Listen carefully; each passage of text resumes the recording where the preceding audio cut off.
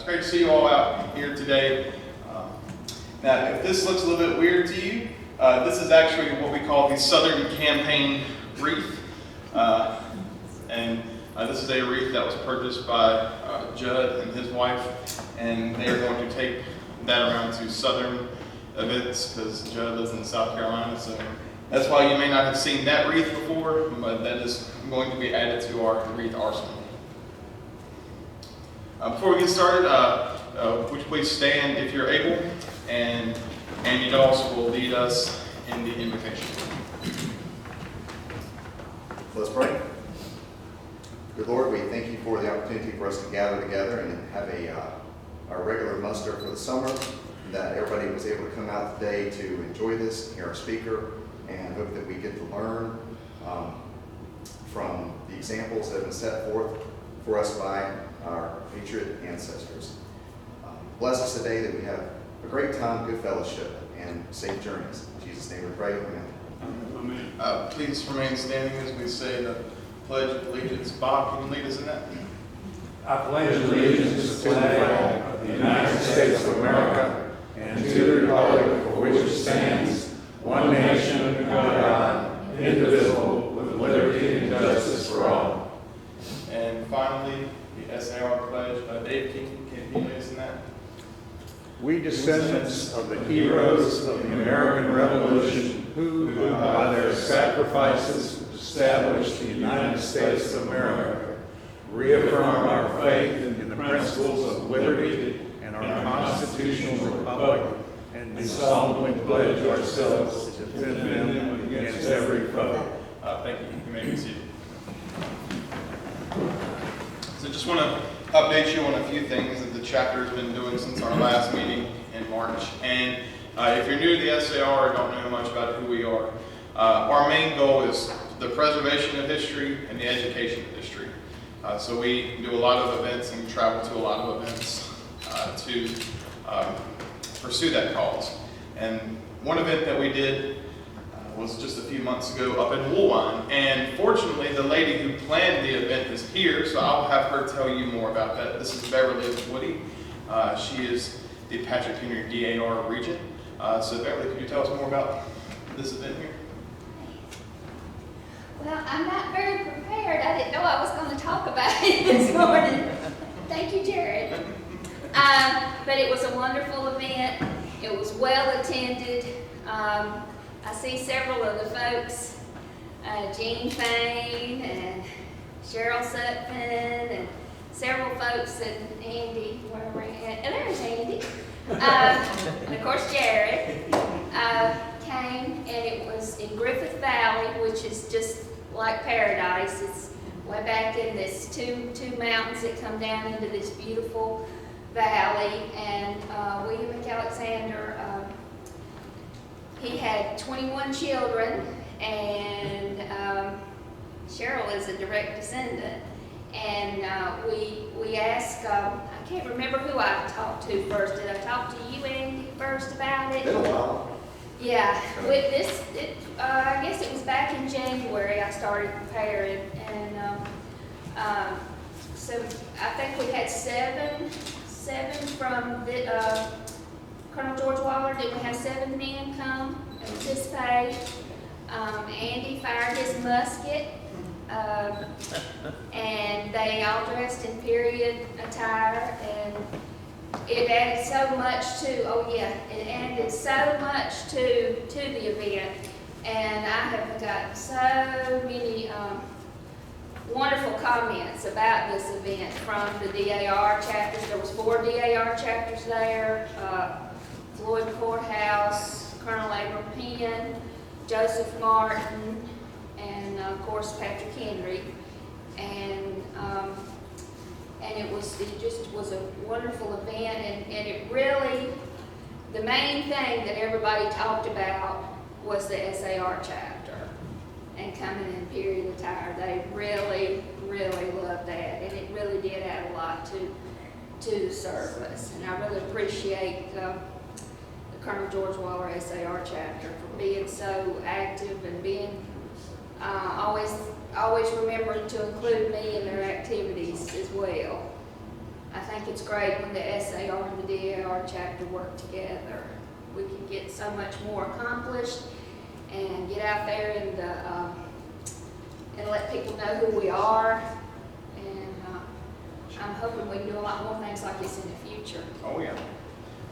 So there's a picture of all the SNR and DAR people. And the family actually purchased a headstone that was exactly like the old one and is made from the same material, correct? Exactly, yeah. Yeah. So long story short, the grave was bulldozed over when they were doing some clearing on the mountain, and they found that the headstone was broken. So the family actually purchased this new headstone made from the same material and made it to look like the old one because they had pictures of the old one. And they put that there, and they put this marker, which is going to be moved up to the grave, right? To the actual grave, which is going to be a feat in itself, moving it up the side of the mountain. But they're going to do that, and then the grave marker is going to be put there. It was a fantastic ceremony. I wasn't quite sure what to expect, being where the location was. I kind of got lost getting there. It was one of those places where you had to get lost to find yourself. But it was a great event put on by their chapter, and we look forward to many more events like it. What's the circle on top of that headstone? It looks like an emoji or something. That was actually I have never saw one. Do you know, Cheryl, the history of why they put the face on there on his tomb? Is that what he looked like? Well, he had 21 children. So When he died, that's what it was. He had one interesting note. His first two wives, they're buried with him, aren't they? Okay. Well, his third wife, Tamara Booth, she is, I was telling you that there's the valley where we had the ceremony, and then William and his first two wives are buried on one ridge, and Tamara, his third wife, she was alive. I think that was an arranged marriage, don't you? And it's been passed down through the, can I tell this? Okay. Well, you want to tell us since it's your grandpa? Well, it's my grandmother too. Tamara was my grandmother too. The story goes that she wasn't too fond of him, and so she elected to be buried on the other side of the bridge, and she said he stunk. And he supplied the local patriots with goods as well. He was at New York at the time, correct? That's right. So, like I said, it was a great event. Great weather that day too. Couldn't ask for much better. So he didn't just supply; he was part of the militia. He started out supplying and then joined the later part. Yes, he was at Yorktown, and before that was He was also a private at 1812. Oh, okay. All right, so he served also in War of 1812 too. Wow. Also, Jeff Briggs, who couldn't be here today, he had family coming in, was at Yates Tavern in Gretna and able to do a presentation for some school kids from Gretna. And I believe that was the same weekend that y'all were there, right? Yes. Okay. So do you want to talk any more about that event? Or? Well, this was a great event, and we had fifth grade class and 2 busloads came. We got to talk about the Revolutionary War in Southside Virginia, demonstration from Jeff. We had somebody showing period artifacts. We took them out to the cemetery. It was really the superintendent, I think, of the schools came by and were very impressed. We now have more events coming up at Yates Tavern because of that. We have 2 more this month. If you don't know where Yates Tavern is, this is New Gretna. It's a colonial era restored tavern. It's very worthwhile to stop and visit. And then last month we had our event to commemorate Joseph Martin. I may be a little bit biased, but I think it went pretty well, all things considered. I do have a little bit of news on that front, even though the state thought we did a great job hosting it here, and I thought the event went well. Apparently, the Martin Station State Park has been in touch with the Martin Station SAR chapter, and they're in talks to have it back out there next year, which I personally am grateful for, because a Martin Station event shouldn't be here in Martinsville. It should be out at the park named after Martin. But they're in talks to have it there again. I think that the state realized that without that event, that they lost a lot of money, and that's what's fueled it to come back there. So nothing definite yet, but I talked to the state president, Bruce Meyer, last weekend. He said that the state parks are in talks with the Martin Station chapter to host it there again next year. But it was a great event here, very well attended, given the weather and the travel and stuff. I was impressive what the honor guard and color guard were able to do. Had great speakers. WC spoke. He's a direct descendant of Martin.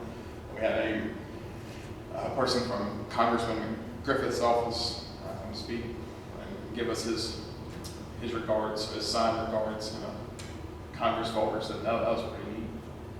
We had the wreath ceremony outside, and as luck would have it, as soon as the wreath ceremony ended, it started raining. So that was definitely a blessing. That's the state president, Bruce Meyer. And this is a wonderful photo that Andy did some work on, because this is not the original photo. Do you care to tell us about that, Andy? Well, yeah, Mark was about a person further to the right, and we had a guy that's decided to be in the photo with us. Yeah. So we were going to take a chapter photo, and the Martin Station chapter president was standing in between these two. So Andy took him out and moved Mark over a little bit. So there's our true chapter representation. But it was a great event. If we don't host the Martin Station event next year, we are looking at planning an alternate event that's not just Martin centered, but just Patriots centered, and it will be very much planned and organized by us and not the state, because that was a bit of a headache. All right, the Waxhaw Battlefield. Judd, you want to tell us more about that? Yeah, it was my first event. I don't really have much to tell about it. I'm not much of a speaker, but it was kind of a late decision to go there a few days ahead of time. And Andy, he worked it out and got me registered, and my wife put together that wreath there. So I went down there, and there was about 15 other wreaths there, and it turned out to be a good ceremony. It's 50 to 60 people there, I'd say, and good weather and everything. I had one person pass out, one of the officers, Guy Higgins. He was one of the national officers, but I don't know who. I never heard more about him, but they had to come and get him in the ambulance and take him away. That was the last I heard. So, but other than that, it was a really good event. And I was there last year. I know Bob's been there. Has anybody else been to Waxhaw before? Okay. It's a very solemn place for me, because right behind these wreaths right here are the graves of dozens of patriots from our state who were massacred by Banasher Tarleton and his forces. So, you know, it's a great event, but it's also a very solemn place. I don't know if you felt that too, but and if this is an event they do every year, so I highly encourage you to take a day trip down there. It's just below Charlotte, just on the other side of the state line. So if you have a chance to go next year, I might can carpool with you or take you down there myself. So last weekend, Jeff Briggs and I went to the Colonel William Preston Memorial in Botetourt.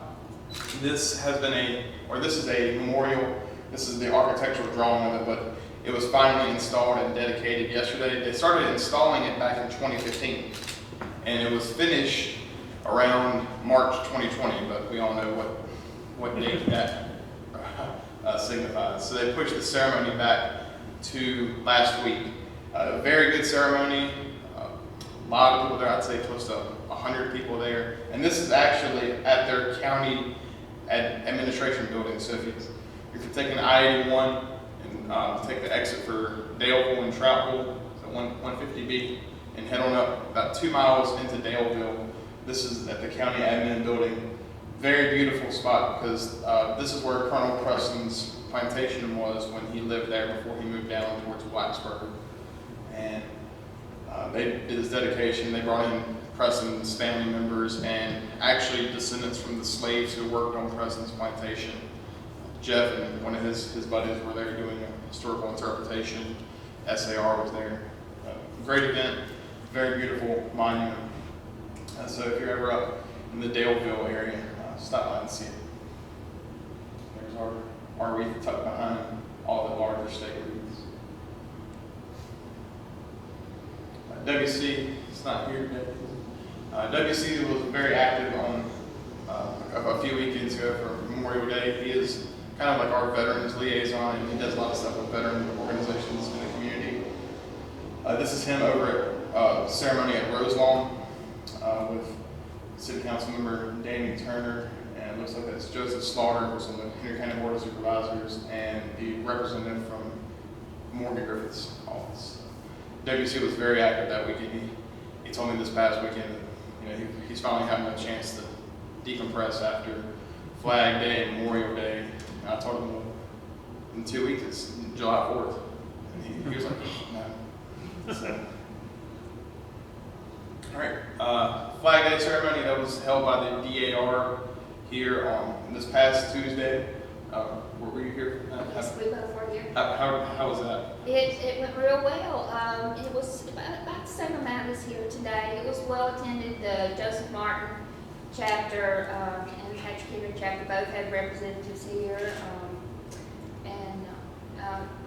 We all learned something. They had some great information about the flags, didn't they?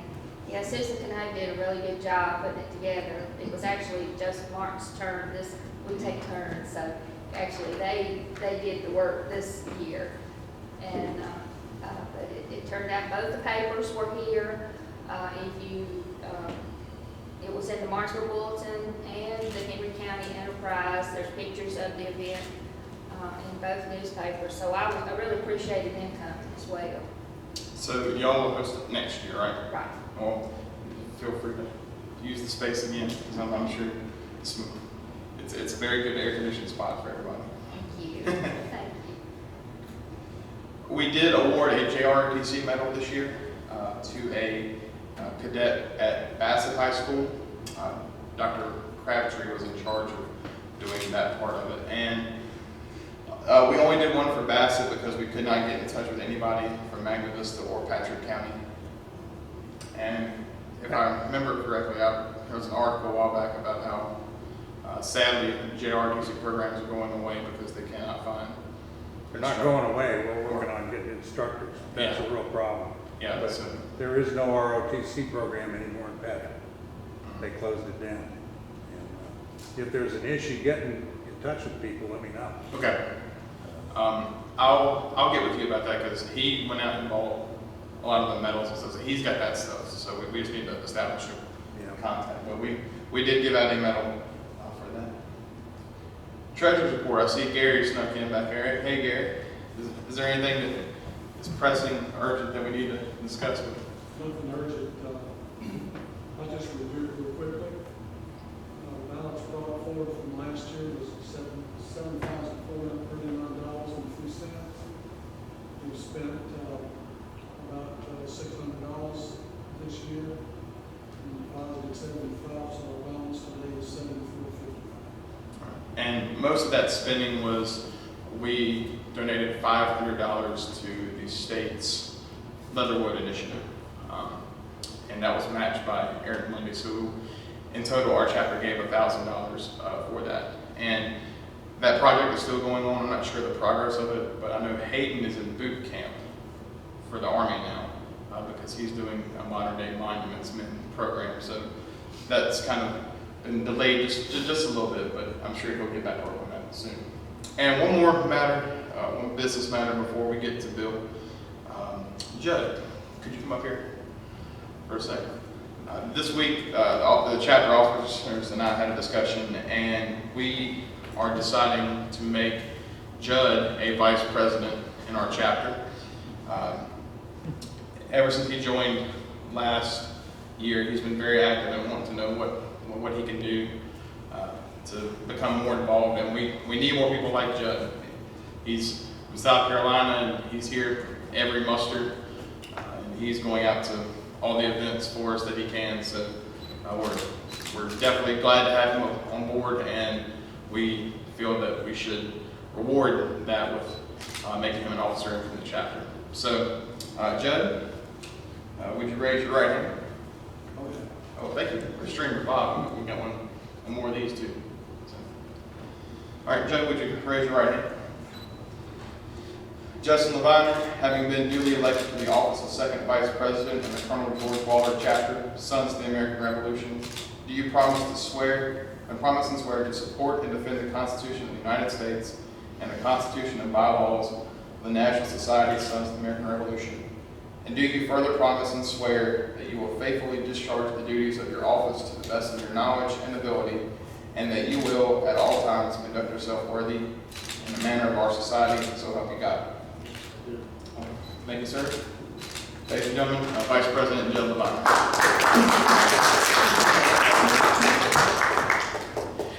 And now on to the matter at hand. These are powder horns. This is Bob's powder horn. This is Jeff Briggs up top, and that's Eric Mundy's down below. But now to why we're all here today, or why most of us are here today. I asked Bill if he had a bio prepared, and he gave me a couple things, but I'm going to tell a couple stories about Bill too. So this was at the end of our last muster. Andy and I were talking, and I asked Andy, I was like, can we invite somebody from the outside to come speak? And Andy's like, yeah, who'd you have in mind?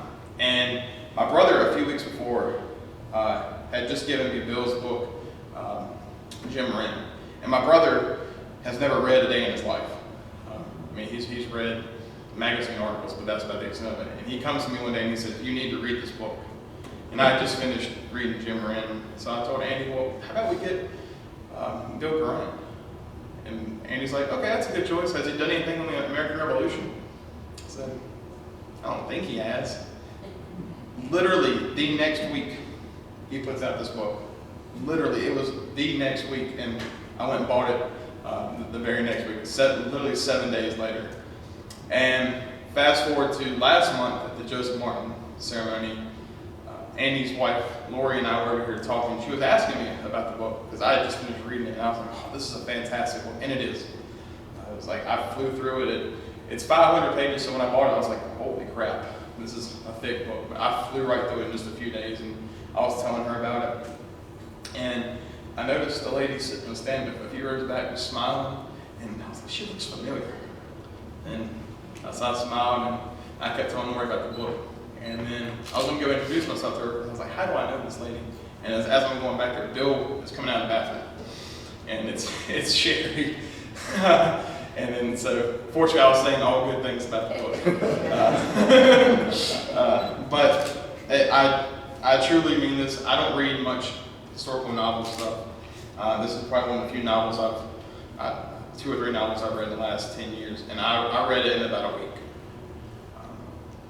And it's a fantastic book.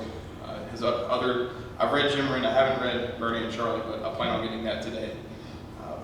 Bill is a fantastic writer, and a little bit about Bill. He was born and raised in the Keeling area of Pittsylvania County, and he and his wife Cherie moved back to that area, and he retired from being an attorney in Tampa, correct? And he is the author of 3 novels and the president of the Pittsylvania County Historical Society. He also manages 2 Facebook groups that I absolutely love, A Daily Dose of History and A Daily Dose of the American Revolution. And just the American Revolution one alone, like, I feel more enlightened every day. It's stuff on there that I didn't even know. You know, I've been in this organization for years now. You know, I've done a lot of research, and there's stuff on there daily that I didn't know. Very well researched, very well thought out, but enough about me talking. Ladies and gentlemen, Bill Guerrant. Well, thank you, Jared, for that generous introduction. So on February 15th, 1781, Thomas Jefferson, governor of Virginia, got word that Lord Charles Cornwallis had burned all of his wagons and daggers so he could speed up his pursuit of General Greene's army in North Carolina.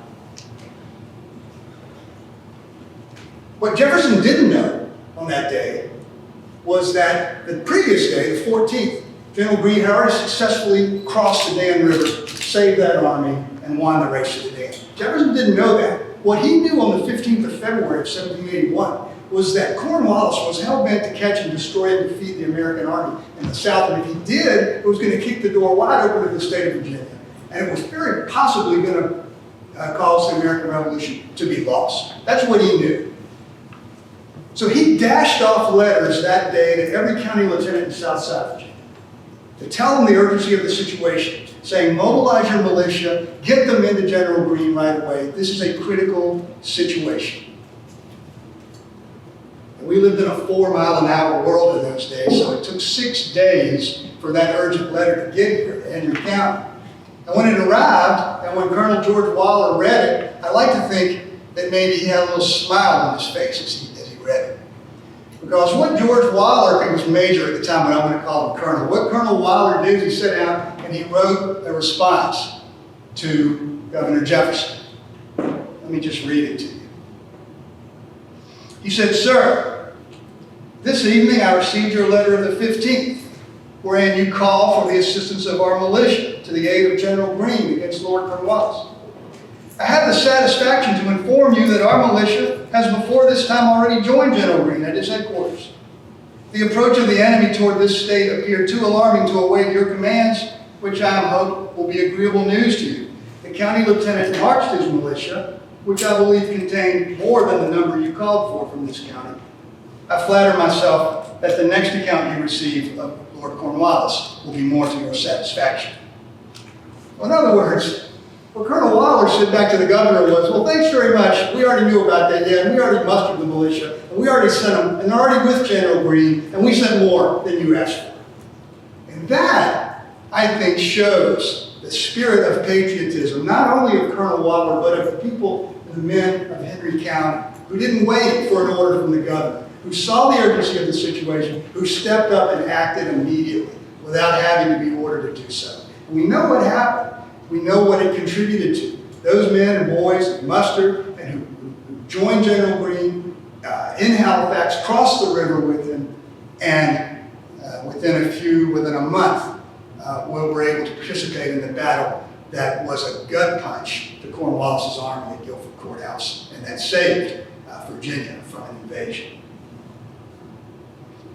Now, it's a great honor and privilege for me to be able to speak at an SAR event. I have tremendous respect for the SAR and for the work that y'all do. It's always been important work. It's as important now as it's ever been to preserve and protect our history. So it's particularly pleasing for me to be here to do that. As Jared said, I have written a book. It's my third novel. It's just recently been published. And it is about that crucial first 3 months of 1781. It's set here locally in our part of the world. And that 3 months, January through March of 1781, was as critical and crucial as any 3 months in American history. It tends to be forgotten. But these were very grim and dark days. Now, what we may not, but what we're more likely to remember is that in October of 1781, so, just 7 to 10 months later, Cornwallis surrendered his entire army at Yorktown. That won the American Revolution for us. What we don't remember so well is how bad things looked for the cause just 7 to 10 months earlier. And that's the story that I try to tell in my book. The fate of the American Revolution, whether we were going to have an independent country or not, was hanging in the balance. And at dead center of whether that answer was going to be victory or defeat was Southside Virginia, right here. So what I'd like to do to just talk about that, kind of remind us of that situation, is ask us to step back in time, and let's try to imagine that it's January of 1781. What was the situation here in Southern Virginia in 1781, in January of 1781? Well, first of all, the war had been going on now for almost 6 years. The Battle of Lexington and Concord was in April of 1775. We've been going on for almost 6 years, and we were no closer to winning our independence in January of 1781 than we were in July of 1776. In some ways, things were now worse. In the North, where George Washington was with the Continental Army, the main Continental Army, there was a stalemate. The British were in New York City. General Washington was outside of New York City. They sparred with each other. Neither could decisively defeat the other. General Washington, as we all know, was brilliant and masterfully avoiding a defeat, figuring we're going to wear them out. And he was doing that quite well. Well, the British, at some point, decided to change strategies. So we're going to take a different approach. And we're going to, instead of concentrating on New England and the northern states, we're going to put our attention on the southern states. In 1780, they launched a major offensive to defeat the Americans from the south. They attacked and captured Charleston, South Carolina. They subdued Georgia. Cornwallis sent his men out through the upcountry of South Carolina to defeat the Patriots, subdue the Patriot cause. By the end of 1780, all of Georgia, all of South Carolina, effectively, essentially, was controlled by the British forces. Now, Patriots won a great victory at the Battle of Kings Mountain, October 1780, and that delayed the British.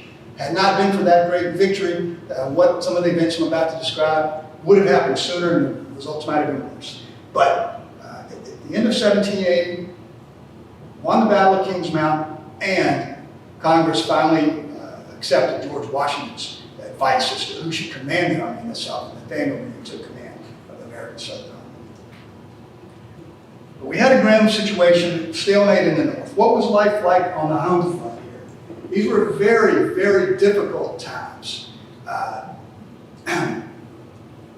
There was no money left in these states, the former colonies. What money there had been, and when I say money, we're talking about the 18th century, so I'm talking about silver and gold. What money there had been was long gone.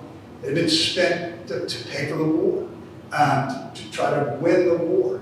The governments, in order to continue financing the war, started issuing paper money. It was really like an IOU. It says when the war's over, at some point, you can turn this in and we'll exchange it for silver and gold.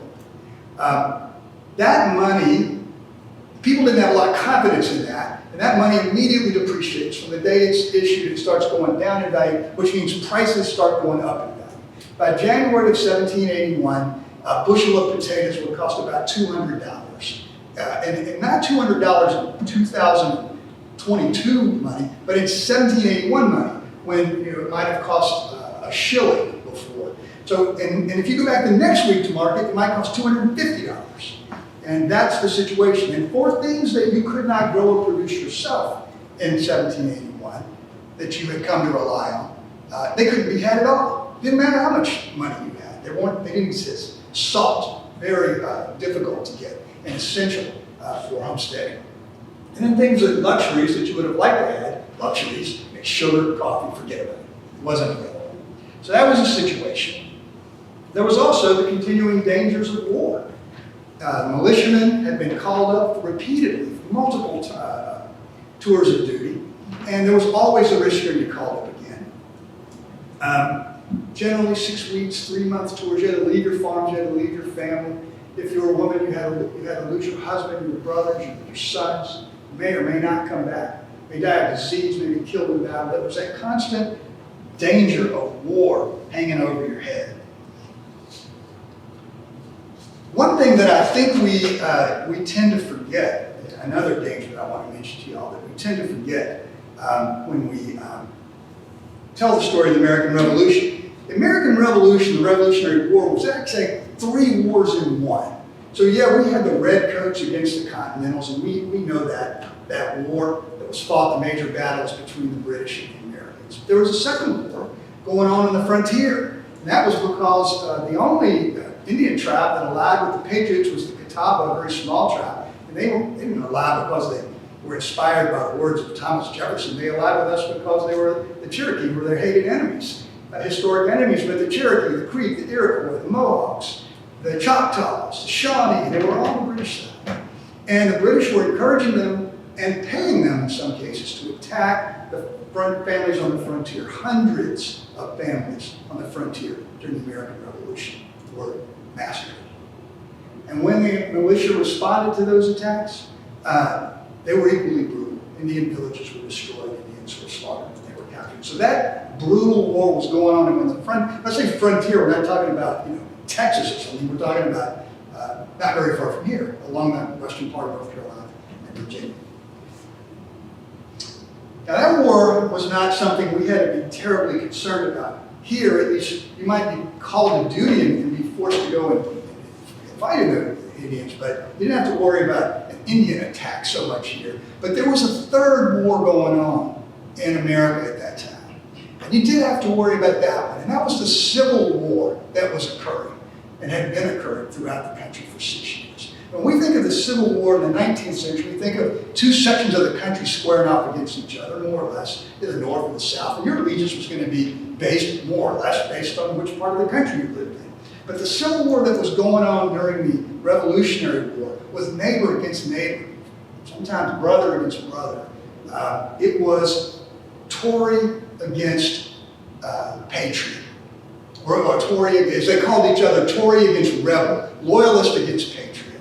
And those divided loyalties existed. A great number of Americans did not approve of the attempt to win our independence. And in places where the British Army was nearby, they rose up, they came out of hiding, and they went to battle against the Patriots. And in South Carolina, particularly in the upcountry and in western North Carolina, it was savage, it was brutal. The northern soldiers, like General Greene, when he came down, he had seen Patriot versus Tory fighting in the north, but he was shocked by what he discovered when he got to the south. Now, I like to think it had something to do with the fact that there are so many Scots-Irish involved, but whatever the reason, here, let me read you what he said when Nathaniel Greene took command and saw what was going on. He wrote George Washington, and he said, "In New England, the difference between the Whig and the Tory is little more than a division of sentiment. But here they persecute each other with little less than savage fury. The sufferings and distress of the inhabitants beggars all description and requires the liveliest imagination to conceive of the cruelties and devastations which prevail." It wasn't just the American officers who saw it. Here's what British General O'Hara wrote when he saw what was happening on the frontiers. These Americans fighting each other. He said it goes beyond every curve of religion and humanity. It didn't matter, appeal to morality, appeal to religion, it didn't stop it. Here's what Greene's aide, Captain William Pierce, wrote to St. George Tucker from when he saw it in South Carolina and North Carolina. He said, "Such scenes of desolation, bloodshed, and deliberate murder I never was a witness to before." Oh, these are veterans of 5 years of combat. These are not people who aren't familiar with violence. He said, "Wherever you turn, there's a weeping widow and a fatherless child pouring out their melancholy tales that would wound the feelings of humanity. The two opposite principles of Whiggism," which is another word for patriot, Whiggism and Toryism have set the people of this country to cutting each other's throats. And scarce a day passes, but some poor deluded Tory is put to death at his door. For the want of civil government, the bands of society are totally disunited, and the people have become perfectly savage." Now, we don't have evidence of that kind of warfare, guerrilla warfare going on here in Henry County, Pennsylvania County. Why not? The reason is because General Cornwallis had sent out a directive, and the Tories were communicating privately and confidentially. And that directive was, stay quiet, lay low until my army is near. When my army is near, that's when you rise up. And he had to do that because back in 1780, the loyalists in North Carolina jumped the gun, rose up too soon, and were crushed at the Battle of Ramsey's Mill. So he's saying, you stay quiet, you stay put, you stay hidden until I'm near. And we know, historians know, there was strong loyalist sentiment in Henry County, Pennsylvania County, throughout Southside. We know that in October of 1780, a Tory plot to instigate an insurrection was revealed and thwarted in Pennsylvania County. Governor Jefferson wrote about it. We know 3 of the names of the people involved, and according to most people who've been stunned and puzzled by why we can't find the records of those trials and so forth, the general belief is that so many prominent families were involved on the loyalist side that those records were totally expunged and destroyed after the war. But regardless, you had to worry, and in addition to all the other things I mentioned, in 1781, you had to worry that your neighbor, if you were a patriot, Maybe your neighbor is a Tory. And maybe when the British Army gets near, they're going to burn my house, burn my barn, kill my animals, cut my throat. Maybe you had to worry about that. You did. And if you were a loyalist, you're thinking maybe now we would be able to rise up in force and defeat these rebels. So but you had that hanging over your head. That was a very real and very dangerous concern that folks had in those days. Before the Battle of Hammond's Store happened in upstate South Carolina, right at the end of December of 1780, Colonel William Washington, who's the principal character in my novel, wrote this. He said, "The distress of the women and children stripped of everything by plundering villains cries aloud for redress." That is what our community was facing in January of 1781. That is what we would have experienced had not patriots, Southside Virginia, and North Carolina joined General Greene and stopped Cornwallis at Guerrant Courthouse, which is now Greensboro. We would be reading about this kind of thing happening here. Now, if all of that wasn't enough, economic hardship, the threat of war, the threat of the Tories, if all that wasn't enough to worry about in January of that fateful year, 1781,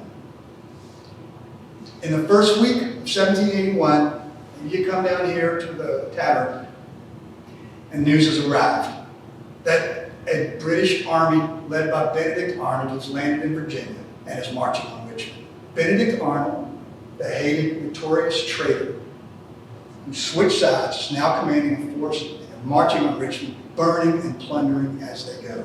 There is no army in Virginia to oppose them. Virginians are in New York with General Washington, or they're with General Greene or General Morgan in South Carolina. So the militia is trying to rally. They're caught by surprise. Governor Jefferson is not a military man, but he's doing his best. But they're marching essentially unopposed, burning and plundering and pillaging. Now you had that to worry about, because now we're going to have to mobilize militia to try to fight Arnold. So let's picture that. You've got Benedict Arnold north of us with an army. You've got Cornwallis south of us coming this way with an army.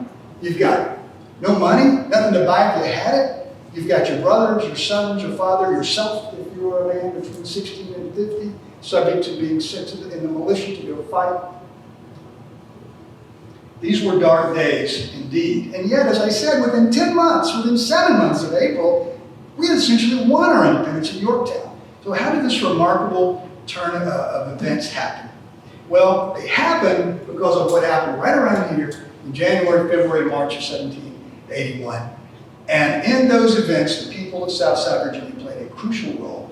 As I said before, those 3 months are important as any months in American history. We are an independent nation today because of the heroic actions of many Americans, many from right here, over those 3 months. Now, much of the story that I tell in my book occurs on the home front. I've invented some fictional families, tell their stories. Every character in my book, well, 90% of the characters in my book are based on real people. I've used real people, real lives, stories that were true.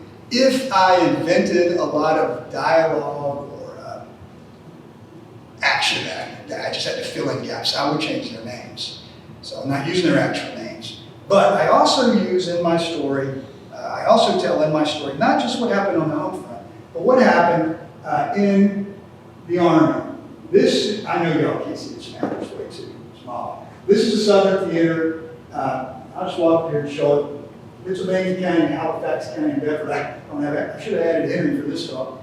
But our Pagersburg is here, which is now gone. But this is us, and this is the British movement. It's this direction. The Americans are resisting, and in fact, General Greene determines at some point with the concurrence of his officers that they're not strong enough to fight the British yet. He needs to cross the Dan River, resupply, reprovision, reinforce, and fight him later. And I think we know that story and the success. So the characters in this drama, the real life characters in this drama, are as interesting as any characters in American history. And in the first 100 years of our country's existence, every school kid in America would recognize them on sight and knew them and knew their stories, but we don't know their stories anymore. We just don't recognize. Does anyone here recognize this guy? Well, this is Colonel William Washington. Colonel William Washington, the second cousin of General George Washington, commanded one of the wings of the cavalry in General Greene's army and was a hero of the Battle of Cowpens and the Battle of Guilford Courthouse. An amazing, courageous cavalryman. He led 2 charges, one at Cowpens and one at Guilford Courthouse, that turned those battles around, won those battles, really. His men, who were the dragoons, they were called, the light cavalry that rode with them, essentially saved America twice. And we think of the armies of today with millions of people, the armies of the American Civil War, hundreds of thousands of people. You know how many men were riding with Colonel Washington in those 2 crucial battles? 80. There were 80 dragoons that he commanded. Anyway, this is a great hero of the American Revolution. He's a character in my book. This, to me, may be the quintessential American, although there's so many great ones to choose from. This is General Daniel Morgan, who Daniel Morgan showed up in Winchester as an illiterate teenager with only the clothes on his back, never told where he came from or how he got to be there. We think he walked there from New Jersey and he was the son of Welsh immigrants, but we don't know that because he never talked about it. But he showed up in Winchester, broke, illiterate. He became a teamster. By the time of the American Revolution, he had taught himself to read. He had pulled himself up by his bootstraps. He started out taking the most dangerous routes as a teamster, eventually bought his own wagon, eventually had a lot of wagons. But in 1755, he was a teamster during the French and Indian War. And by the way, he was a brawler, fighter. You had to be on the frontier in those days. And some British officer insulted him, and Daniel Morgan slugged him. Well, they strapped him up to a post. They sentenced him to 500 lashes, which was usually a death sentence. Stripped his shirt off and take one of those leaded whips, and they gave him 500 lashes. Well, maybe. See, Daniel Morgan always liked to say he counted them, and they only gave him 499. He liked to say, King George still owes me one. But by the time of the American Revolution, he was commanding a wing of General Greene's army. You see his lip here, there's a scar on his lip. It was actually a lot worse than the painter makes it appear. That's where he was shot through the face in an Indian ambush when he was riding, taking a wagon along the Blue Ridge Mountains. Took out most of his jaw over here and a lot of his teeth. Anyway, Daniel Morgan, most military historians say, was the only officer in either side in the American Revolution responsible for a tactical innovation. His battle plan at Cowpens, probably one of the most brilliant, if not the most brilliant victory in American military history.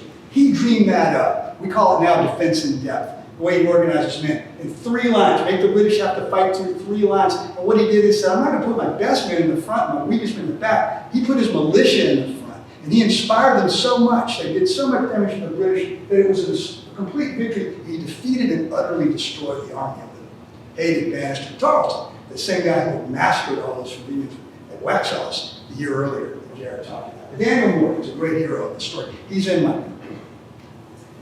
This is Banastre Tarleton, so okay, history, we see him. But this is this guy, I don't know how much we really know about him, because we see that sort of exaggerated character in Mel Gibson's movie, The Patriot. But this was he didn't lack in courage, and he didn't care what the odds were. His strategy was run them down, even if horses die running them down, even if I wear my men out, even if we have nothing to eat or drink on the way, till I catch the enemy, and then charge right in the middle and defeat them, regardless of how many men they have versus how many I have.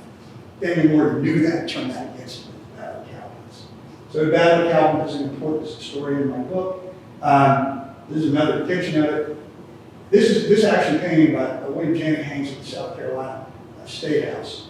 It's a good painting. It's a very important painting. The uniform colors are all wrong for those of us who care about that sort of thing. The British at Cowpens, Tarleton's men were green, Washington's cavalry were white. So the winds and green should be white.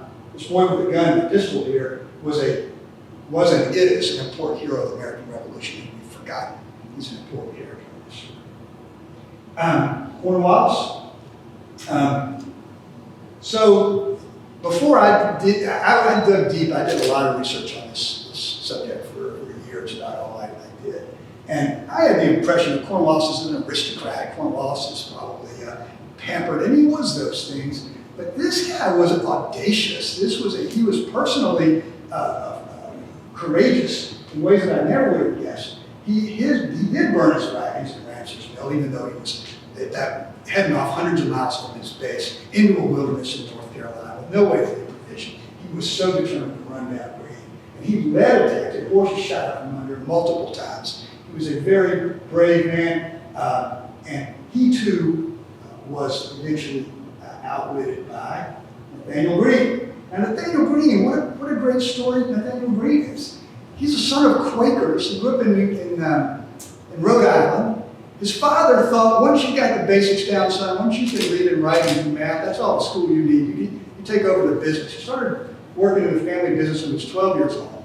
He taught himself most of what he eventually learned from books that he would get at. They threw him out of the Quakers, of course, when he joined the militia.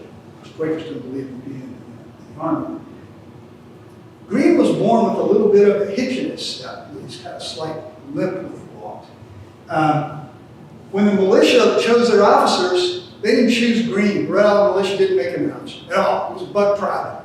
Well, why? He had the talent, he had the ability. They didn't think it would be good for their officer to have a limp. They didn't want an officer with a limp.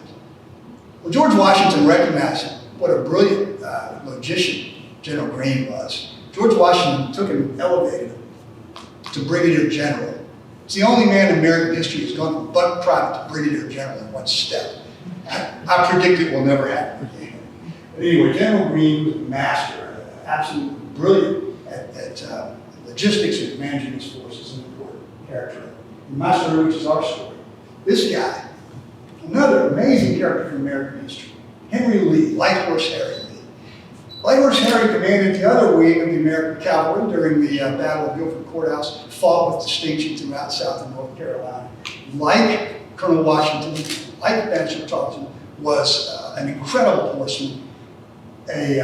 What a lot of people don't know about Light Horse Harry, because we know what a great cavalry leader he was. He was a genius. I mean, that's how people describe him then and now. He breezed through the College of New Jersey, which is now called Princeton. And even in his old age, or he didn't live to be that old, but in his later years, after all the bad things that happened in his life, could still just quote by memory huge blocks of Greek and Latin poetry and passages from the Iliad. He was a remarkably brilliant man. He wrote the history, the first American history of the Southern War in 1812 while he was in debtor's prison. Because he went on to be the governor of Virginia. He was a great hero. We mainly remember, one way to remember this, he was the author of the famous eulogy of George Washington, first in the hearts, first in war, first in peace, first in his country. But the things that make you a great cavalry leader, audacity, not an aversion to risk, maybe an attraction to risk, those do not necessarily make you a great investor or a great businessman. So he burned through his own fortune, then lost the money of married twice, rich wives, and lost all their money too. By 1812, he was in debtor's prison.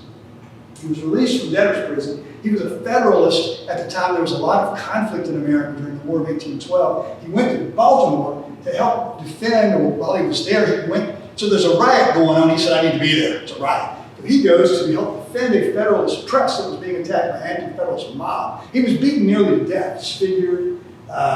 He went, children would see him on the street and they would run from him. They thought he looked like a monster. People would have to say, that's Light Horse Harry. He was a very handsome hero of the Revolution. But he went in that condition, broke, disfigured, disabled. He went to the Caribbean to recover and to hide from creditors. And finally decided to make his return back to Virginia. He stopped on the way to visit the grave of his old comrade, Nathaniel Greene, and there he died, being tended by Greene's daughter. The last time he saw his son, Robert was 4 years old, so Robert E. Lee never knew his father. That is just a great American story, one that I think we've forgotten, and another principal character in my book. So this guy, every school kid in America knew this man. This is the most famous and enlisted man, probably in American military history. This is Peter Francisco. They called him the Hercules of Virginia, among other things. So Peter Francisco was discovered on a dock outside of Richmond when he was a boy. Just a child, 6 or 7 years old. He identified himself as Pedro Francisco. He spoke only Portuguese. Nobody knew how he got there. We think he was probably kidnapped and intended to be sold into slavery, and maybe he escaped. Maybe it was like to think it might have been like that O. Henry story, the ransom of Red Chief, if you remember that, where they kidnapped the boy, but he was so much trouble they finally got rid of him. Just please take him back. Anyway, Peter Francisco was adopted and raised in Virginia. He grew to be about 6'7", 6'8", weighed probably 290 pounds. He was a hero of the Battle of Paoli, fought in the Continental Army.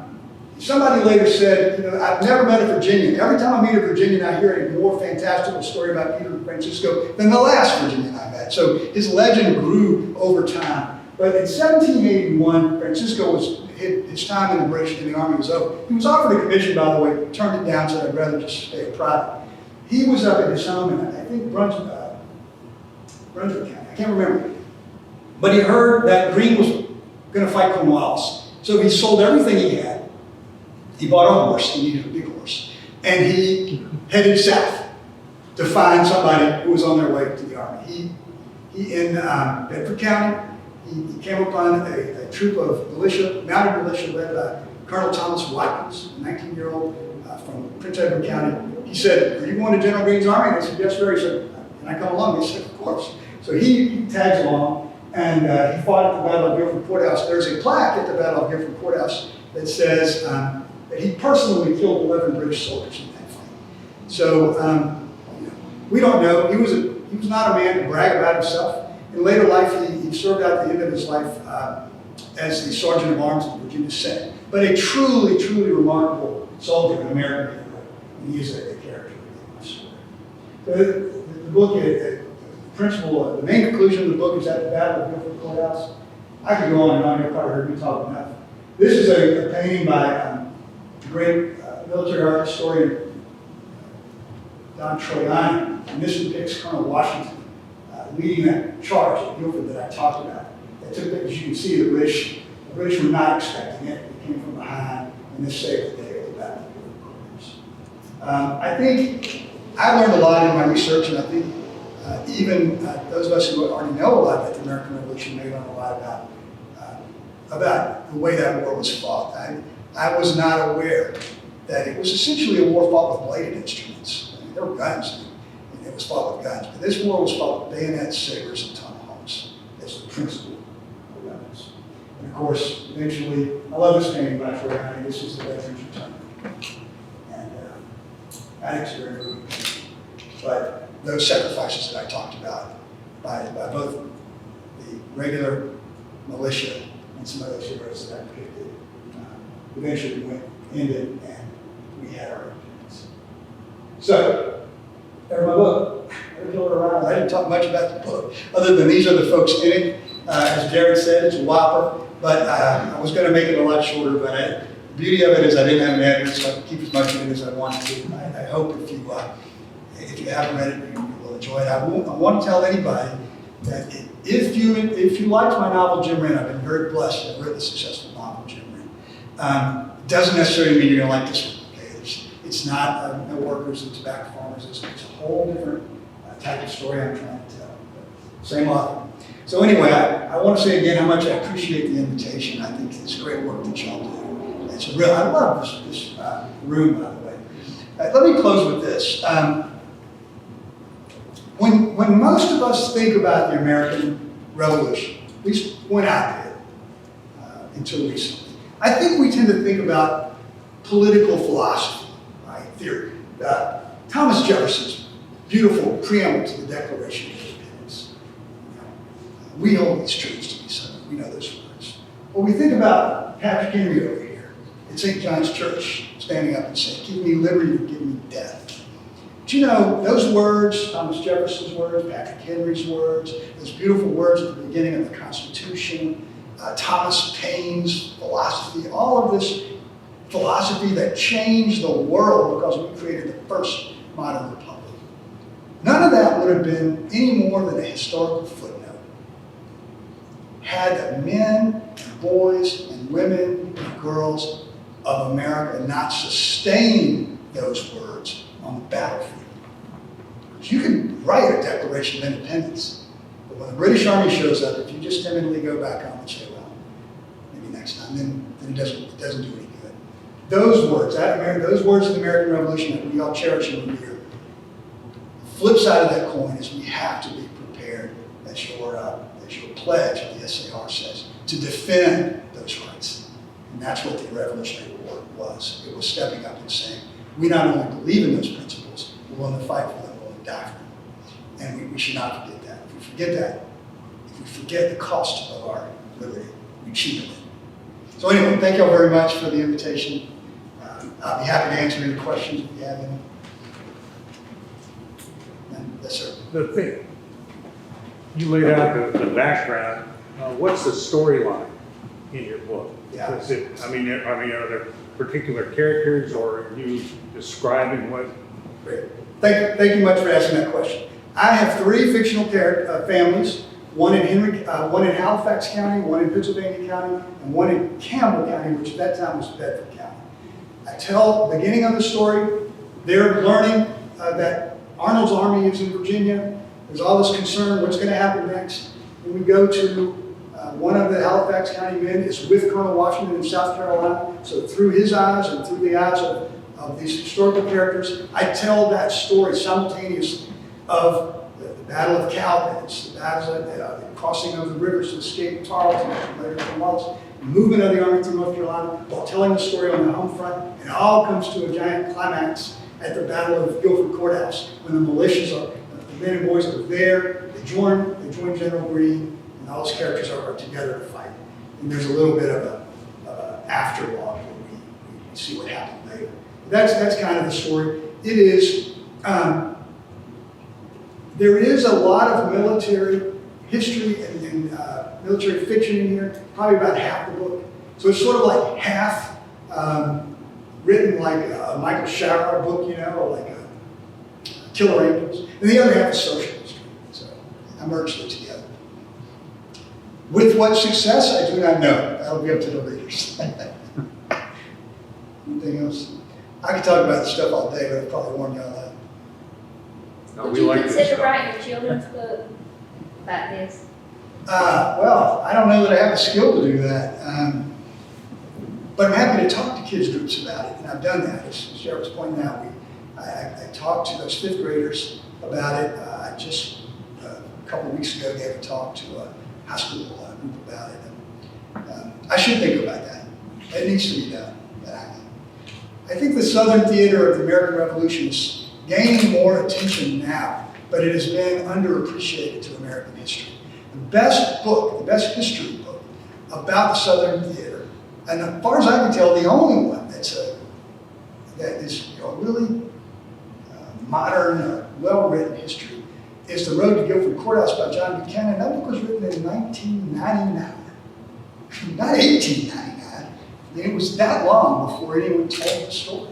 How many people in America have heard of wax sauce? I mean, should be one of the, they've heard of the Alamo, but they haven't heard of wax sauce? I will step down off my soapbox. All right.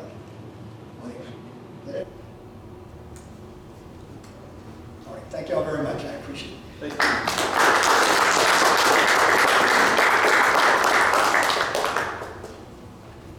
If anybody wants books, I do have them. My wife Cherie is with me now. I'll be back here. If you already have a book, as you did, I'm happy to sign it. And otherwise, you can get them from the library, or you wait till enough reviews come in and see if you really want to buy them. All right, thanks again. Yes, sir.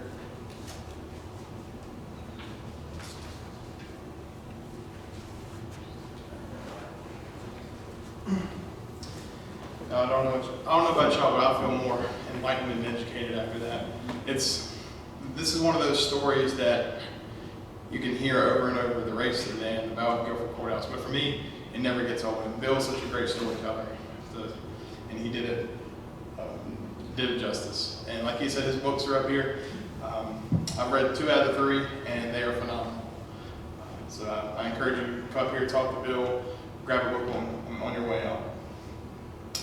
And finally, we will say our recessional and we will conclude today's meeting.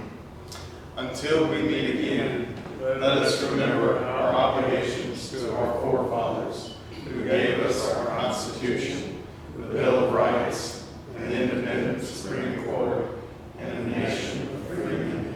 If you haven't signed the clipboard, it's somewhere floating around back there. I'll make sure you sign on that. Thank y'all for coming out today, and we look forward to seeing y'all again soon. Thank you.